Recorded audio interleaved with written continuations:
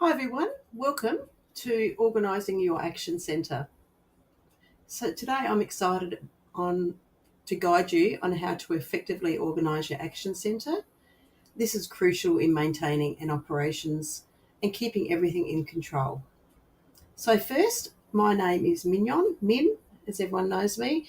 I'm your key account manager here at Managed. And my job is to ensure that you're getting the most out of Managed and using it to its full capacity. So I will be running these training sessions quite often. So my job today is to teach you how to manage your tasks and keep everything up to date. By organising your action centre, you can ensure that nothing falls through the cracks.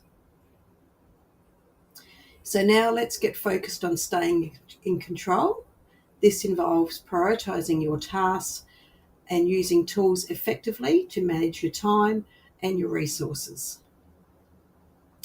In the next part, we'll delve into some practical tips and tricks to stay actioned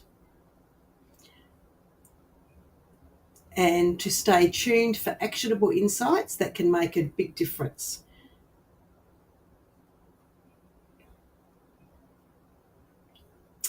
So here's your agenda for today. So we've all been there rushing around with life, dishes piled up in the sink, clothes strewn about until chaos takes over.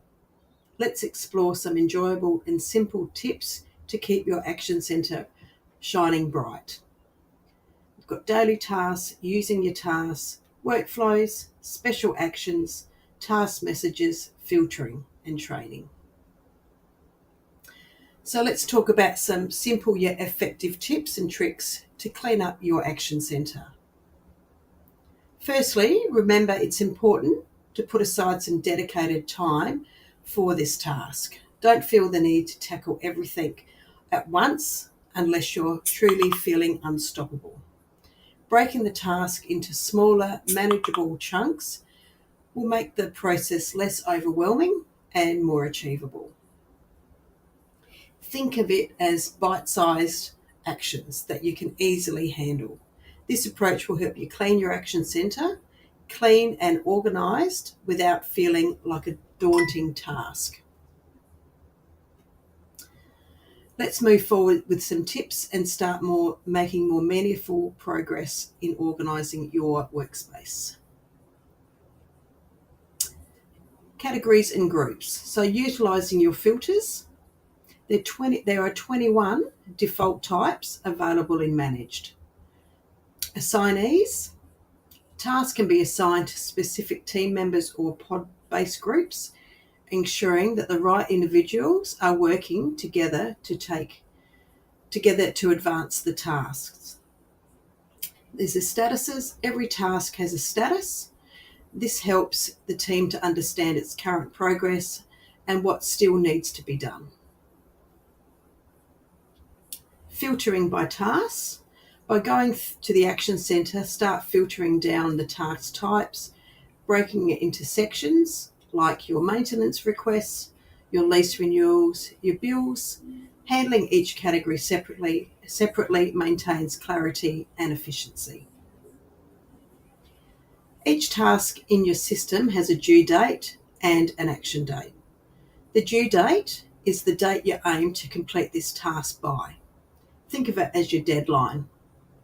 You push this task back by clicking snooze or choosing a new date from the date picker. Action date. The action date is the optional reminder function. So if you need a reminder of a task before the due date, set this to an earlier date. Tasks also have an audit log, a communication thread, unlimited document storage, so you can use this to keep everything within the task itself. Followers will also be able to see what's included. Workflows and statuses.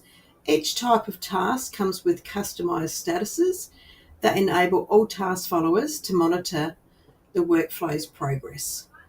While the property manager can advance through the workflow typically, the status will be updated by completing specific actions. If you move a task to completed, it will vanish from your action centre and be archived under the Task tab in the property profile. Task actions. So some tasks have actions, e.g. add a job. For maintenance tasks, you can access task actions at the bottom of the task. Adding followers. When you create a task, you have the option to choose its followers. Users who follow a task will receive a notification when the workflow begins, once it's moved out of the draft mode, and can access the task from their profile. It's important to note that if a task remains in draft, it's only visible to the agency, regardless of any followers.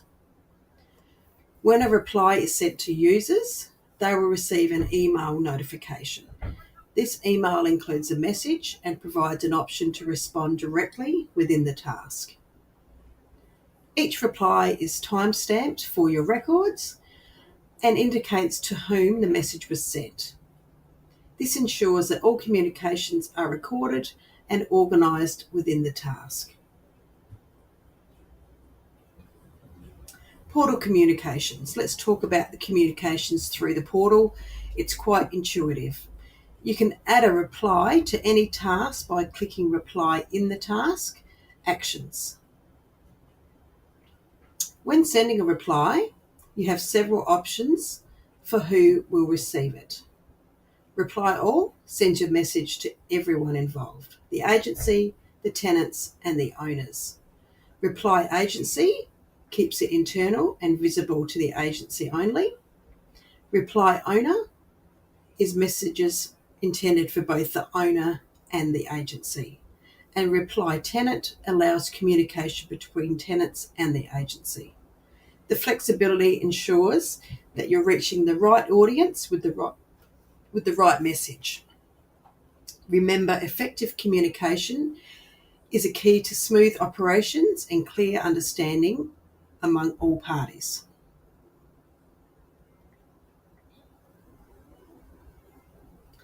Sending messages on task.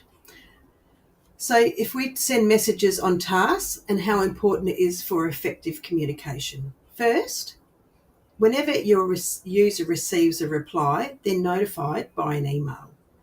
This email not only shows the message, but also shows them to reply directly within the task. Every reply is automatically time and date stamped.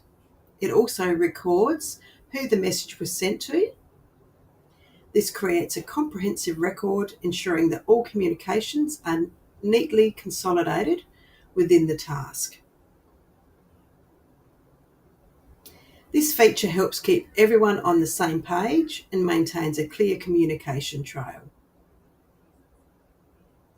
This streamlined process ensures that nothing falls through the cracks, allowing for efficient task management. So that's covering off today's session. The next session is let's dive into integrations, the essentials, connections, automation, and how to succeed. The key here is to focus on the three main aspects. This approach is essential for streamlining your processes and operations. So it's a free session again. This makes it accessible for everyone. So on the Thursday, the 28th of August at 1 p.m, we'll be doing this session. Now we can open it up to questions. Thank you very much.